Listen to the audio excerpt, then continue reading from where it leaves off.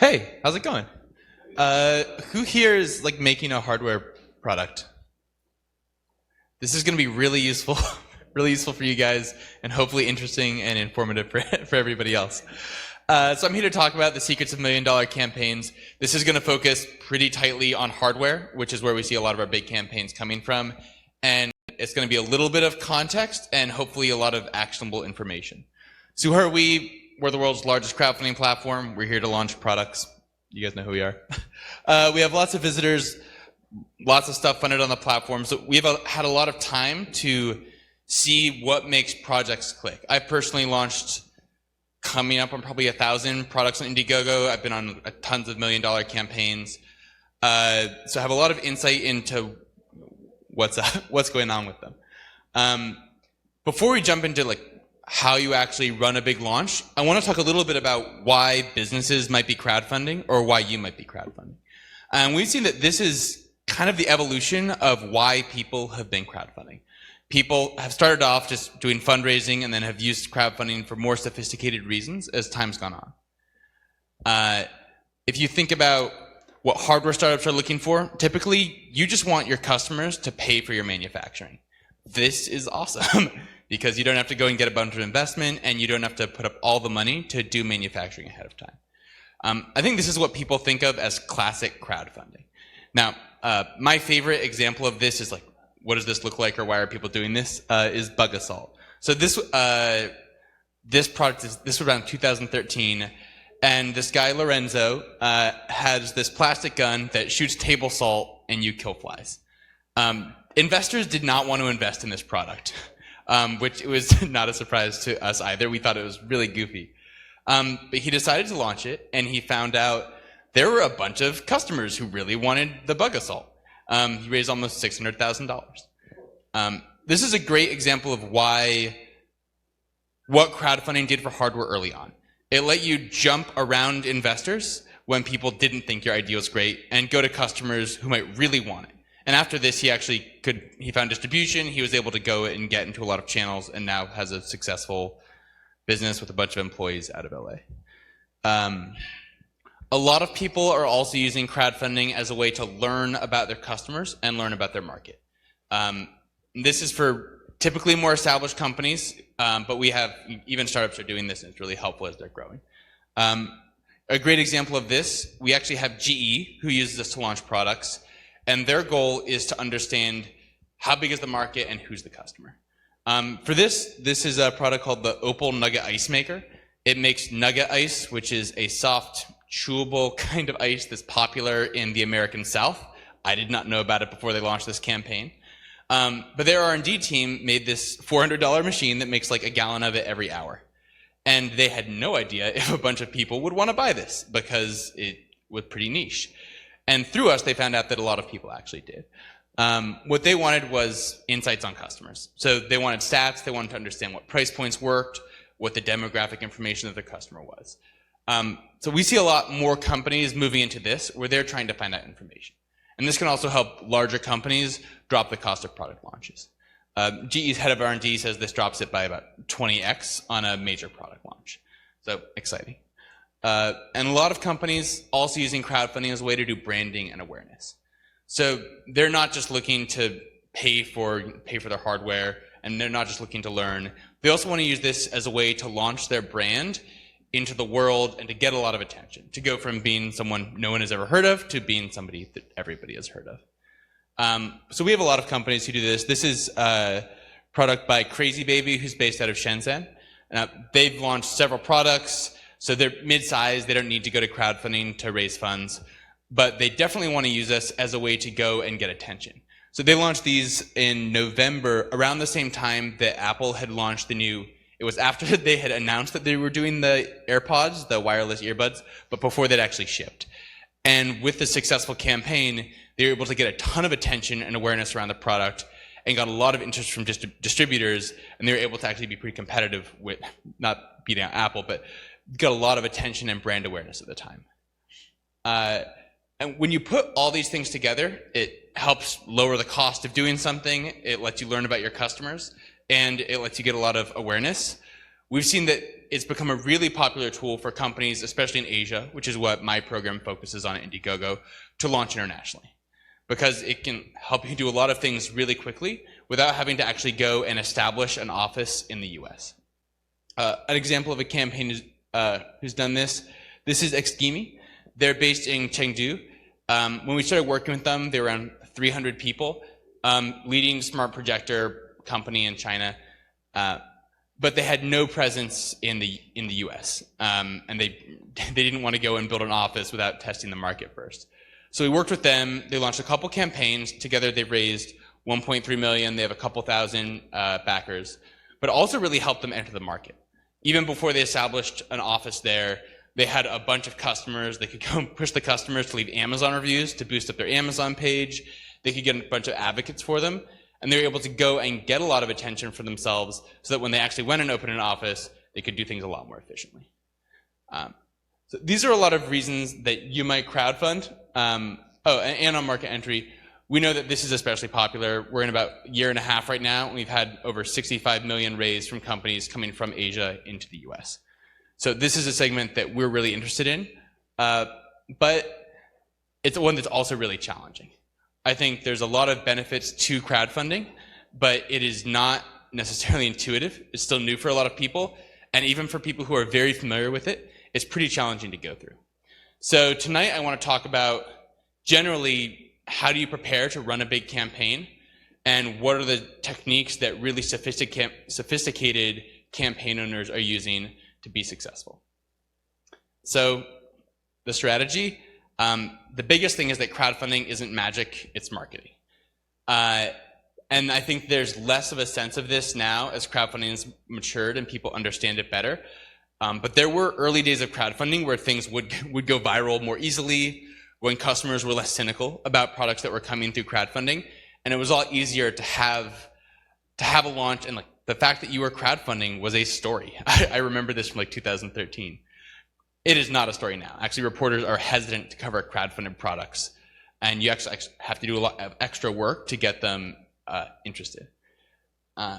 So the attitude of like, if you build it, they will come, it isn't there. You can't just put out a project and expect it to be successful. If you're launching a crowdfunding campaign, you'll be launching a sophisticated marketing campaign, and it's through a specific channel, and there's some special things you should do for crowdfunding, but that should be the expectation. You're running a complicated marketing campaign.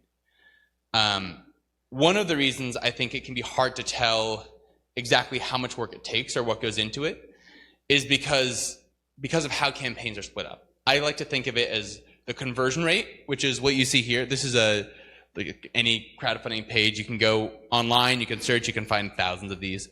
And the sales and marketing funnel that's leading to that campaign success. So you can really easily see the front end. And you can go, like, you can find a campaign that's like this and is done, like $1 million or $2 million. And you can do a really great job of copying everything they've done on their conversion rate. You can get that done really well. But it's really challenging to go and see what happened on the back end. Like, how much did they spend to make this? How much time did they prepare? Who was on their team? Did they have a bunch of different skills, or did they hire partners? One of my goals tonight is to share that with you, but also something you should always think about. Don't just compare yourself to another campaign and say, hey, I'm in a similar product in a similar category, so we can, because we're right there, we can go do what they did. You really need to understand what happened on the back end. So how do you do it right? It's a pretty simple setup to do it. You make a plan, find the right talent to execute against that plan, position the product, build your materials, and then figure out how to drive traffic. And I'm going to go into more detail on all of these. So planning. The first thing to think about is, why do you actually want to crowdfund? Knowing what you're going to focus on will absolutely change what your plan is and how you think about a campaign. If your goal is just to profit as much as possible and you want the best margins, you're probably going to run a smaller campaign because you're not going to do the kind of ad spend that you might if your goal was awareness. If you just want to get your brand out there, you might be willing to make no money on the campaign because you're just going to get a ton of attention. Or if your goal is to just learn about your customers, you might be willing to run a very small campaign as long as you got the right customers in that could lead to conversations later. Now, once you know what your goals are, both financial and otherwise, you should scale your timeline and your budget to meet those goals. And those timeline and budget can look very different for campaigns of different sizes. This is kind of a typical timeline of how to think about a campaign. This is 1 to 3 months on the preparation side. I know campaigns, especially really big campaigns, that can be spending like 6 months preparing for a campaign. And then on the delivery side, we really recommend like less than 6 months between the end of a campaign and delivering. Largely because if it's more than that, you're just likely to get in trouble and like you have to deal with a bunch of upset customers. Like as soon as you launch and your campaign ends, you just have customers now and you haven't shipped them anything and they're probably going to want it and they're going to talk to you about it a lot.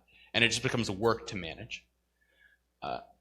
For budget, we recommend estimating about 20% of your campaign goal. So if you want to raise $100,000, estimate with a $20,000 budget. Now, there's some fixed things that you might want to factor separately. Like, if you're going to do a really nice video, if you do a nice video, you should use it for the next 5 years or like a couple years at least, not just for your crowdfunding campaign. That might be something that you want to invest more in at this stage, but this is a helpful rule of thumb. Now, if you have a lot of skills on your team and you can do everything in-house really cheaply, you might be able to do much better than this and do things really cheaply. If you're a small team and you're going to spend all your time on manufacturing and you need someone to come in and just take over marketing, it might be more expensive than this. When you're getting ready to launch, you should have these things beforehand. Absolutely a working prototype. If you do not have a working prototype, you are not ready for crowdfunding with a hardware product. Both because you won't be able to get any attention from press or people, but also because customers just won't trust you. This worked 3 or 4 years ago, but it doesn't work now. You need an engaged and excited audience. I'm going to go into more detail on this later, but crowdfunding is not the place to go from 0 to 1. Crowdfunding is good to go from like 1 to 10, but if you don't come in with some kind of audience who's going to get things started, people will not trust you or be excited about you. We think of it like a restaurant. Like if I walk by a restaurant that's totally empty, I'm just going to assume it's bad and keep walking. If I walk by a really crowded restaurant that's like bustling and there's a line, I think it's probably really tasty and I want to go inside. The same thing works with campaigns. If people see you've raised a lot of money, they just trust you a lot more and they think it must be great. If you're at $0, I'm wondering, why did your mom not even trust you enough to contribute? And finally, have your manufacturing secured. If you don't, you're setting yourself up for a lot of trouble before with a campaign. And finally, set pre-launch metrics.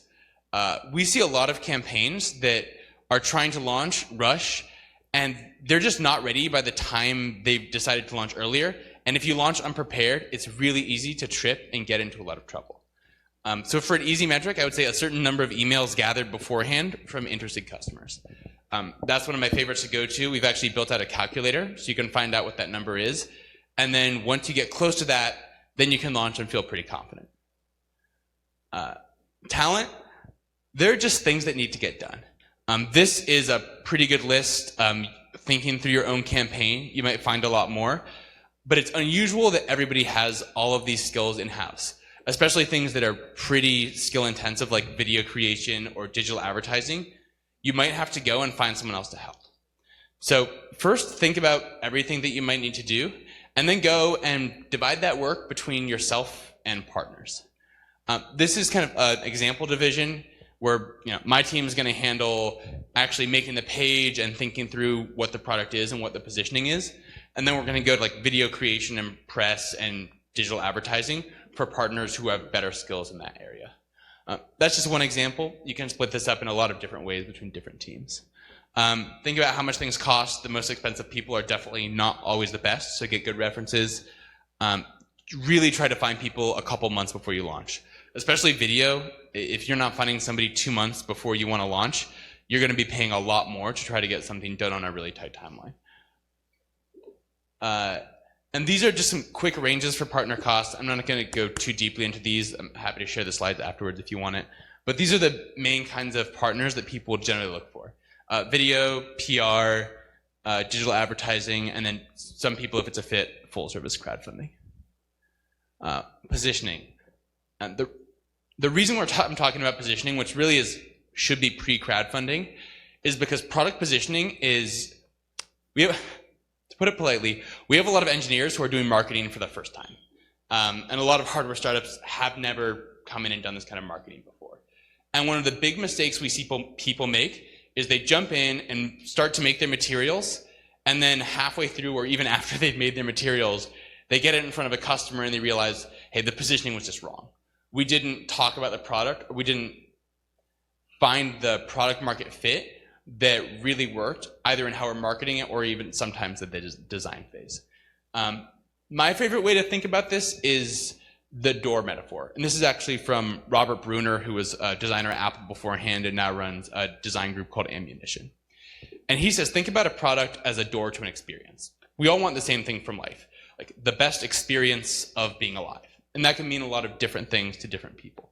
But when you look at a product, what I want to buy, I don't want the thing. I want the experience that the thing gets me. I want to walk through the door of the product to get to that experience. Like my bedside lamp, I don't buy it because I want the lamp. I buy it because I love to read before bed. And so that's the experience I'm purchasing. So if I'm looking at a product like this boot, especially if I'm coming in as the engineer of the boot, I might think about what materials is it made out of, what are the features, and go into a lot of detail about the actual product. But what a customer might want is waking up really early in the morning and doing a hike and watching the sunrise from a really beautiful place. And so if you're going to go and try to market a product and sell it, it's really helpful to go and find that experience and sell the experience of what are you enabling versus selling the door, just selling the features of the product. Now, there are certainly times when you want to sell on the product. If you're selling an experience that everybody's familiar with, like we all know it really well, and I'm just picking what's my favorite door to get to this experience, you might focus on features and do some differentiation from the competition. So clear basics on this. What amazing experience do you enable? What problem are you solving? Who's your customer? And then if you are in a competitive space, really clearly differentiate from your competition. In crowdfunding, we do get a decent amount of first of its kind products, so you might not have to deal with this problem. But there are also a lot of people in crowded spaces. Like if you're doing headphones or earbuds, you really need to differentiate from competition. Those are really busy. This is one product that I think did this best. Is anybody familiar with the Flick product? It's just a Bluetooth button. So it connects to your phone and you push it, and through the app, it can trigger anything on your phone and a lot of things in IoT. This is a horrible product to have to market. It can do anything is just an awful position to be in. But they did a really fantastic job of it. So they'd actually go through, and in the images of the campaign, they never focus on the features of the product. They made it really clear, what am I doing with it? They put it in deep context. So, okay, I'm driving, and it's exactly how it fits into my life, and I can really easily imagine what I'm going to use it for. Okay, I do hate having to pull these things up. It would be great to have a home button on my car. So really moving it into the context of my life and into the experiences, and not trying to go after the we can do everything. And they ended up doing very well. They raised almost $1 million for a very hard to market button. Beyond that, the other thing, always talk to customers when it comes down to this. We have some people that really are making the product from a very product vision place, but if you don't get that pushed back on by a customer at some point, you're probably going to launch in crowdfunding. And we do see some people who just have not clicked with the customers before they launch with us, and it makes it really challenging. On content, there's some basics. Do a short video. I can share these on the slides. We don't need to go through this in a ton of depth. But I do want to focus on making a campaign really skimmable. Campaigns get really long, and we'll go through this one for a little bit. Nobody reads a campaign like a novel. People go through, and you're looking at an average time on a campaign of between 5 and 10 seconds maybe. So people are really not here for very long, and you're competing against cute cats. You're competing against horrible news on the New York Times. There's a lot of things out in the world on the internet, and you need to be able to hook people really fast. So for us, we focus on a campaign that's skimmable, so I can jump in and really quickly move through it and see a lot of information quickly, and then it hooks me in, and if I want to go deep on some part, if I want to see a lot of details, it's there. To really focus on clarity. So if you see, this is Canary, and this campaign's from years ago. This is from 2013, but they just have a beautiful layout. At the top, big title that very clearly tells me who it is and what the product does. pretty pictures. You can just scroll through and there's like a lot of nice product photography. I see, okay, a bunch of press, so other people have said this is great. You see really clear little clean logos with images, and then they have nice titles and these little gray light line breaks. I can really easily like go and skim through this campaign, find a section I'm interested in, and go read it if I want to, but it takes me very little time to become oriented. And next, traffic. And of things to spend time thinking about, probably 50-50 traffic and everything else, maybe even more time on traffic. So planning out traffic ahead of time, email collection page is absolutely mandatory. I'm going to go into that more in a minute. Create good content, find friends and family, and then for when you're live and before, plan around digital advertising. This is a really great tool, and it's something we see almost probably every $1 million plus campaign using. Digital advertising has really become an engine of crowdfunding because of the conversion rates that we can get compared to a lot of other sites. And then if you can get PR, if you can do things on social, these are all powerful.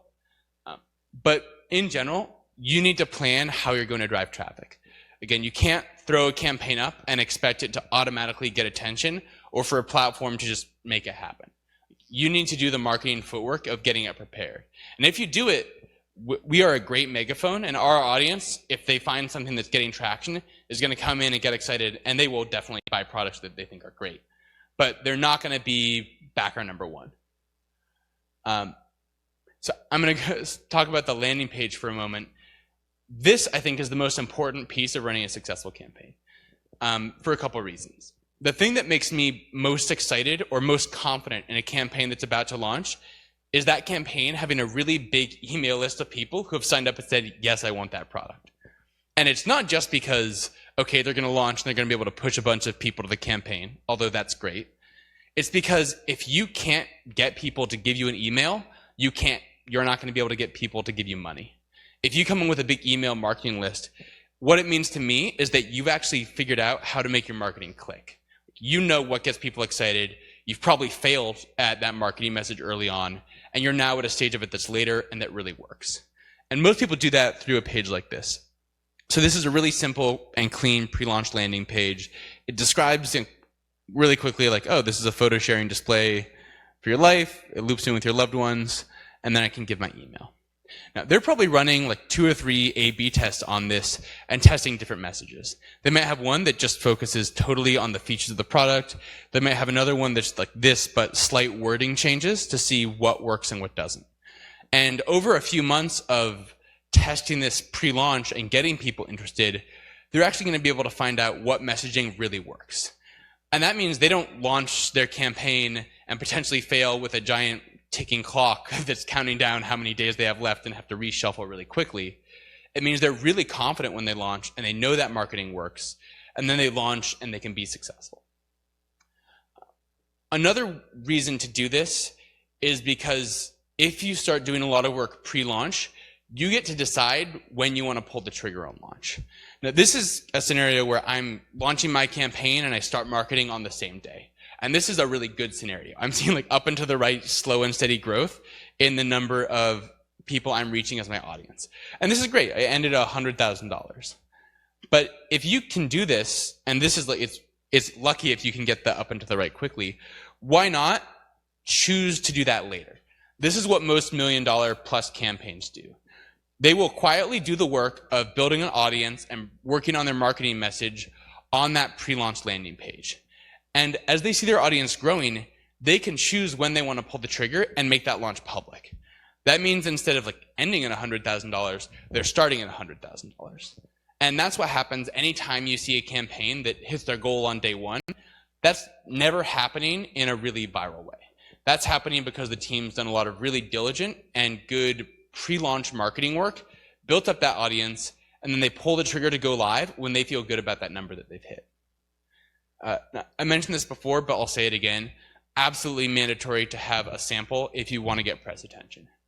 We can occasionally get people who, if they have like, if they're the next completely new kind of product that's amazing, they might get attention earlier at a prototype stage if they can go and show it around. But people really want to see a working product especially press. They're just really cynical about projects that might not be able to deliver on their promise. Use digital advertising. I've said this probably a lot of times tonight, but this is a really effective tool at driving traffic to campaigns, and it's something we see every million-plus campaign using.